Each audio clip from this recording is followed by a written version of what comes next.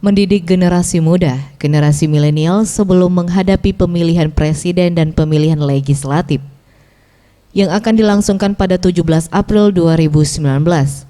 Maka pemerintah Kota Palembang melalui Badan Kesatuan Bangsa dan Politik atau Kesbangpol Kota Palembang menggelar kegiatan penyuluhan pendidikan politik bagi pemilih pemula bertempat di Grand Atiasa Convention Center, Kamis 14 Februari 2019. Penyuluhan diikuti 200 orang perwakilan pemilih pemula yang berasal dari sekolah menengah atas maupun perguruan tinggi.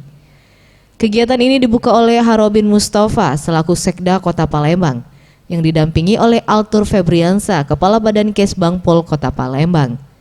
Ketika ditemui Sekda Kota Palembang, Harobin Mustafa menerangkan, kegiatan ini digelar karena pentingnya peningkatan partisipasi masyarakat dalam mensukseskan pemilihan presiden dan pemilihan legislatif tahun 2019, terutama para pemilih pemula.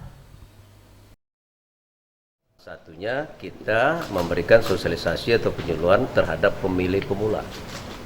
Pemilih pemula di Kota Palembang ini cukup banyak. Namun hari ini kita hanya mengajak sekitar 200. Dengan harapan mereka nanti akan menyampaikan kepada teman-temannya yang juga pemilih pemula untuk menggunakan hak pilihnya. Pada kesempatan ini juga turut disosialisasikan kepada para pemilih pemula terkait hak politik masing-masing agar pada pemilihan legislatif dan pemilihan presiden dapat dipergunakan dengan baik.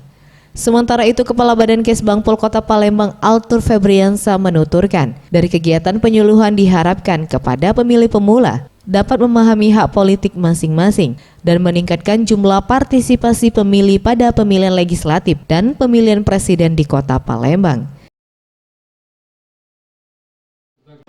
Hari ini kita lakukan sosialisasi atau penyuluhan bagi pelajar dan mahasiswa, terutama kaum milenial, pemilih pemula. Nah, tentunya melalui kegiatan ini adanya peningkatan masyarakat dalam menggunakan hak politiknya. Tim Liputan Sriwijaya TV.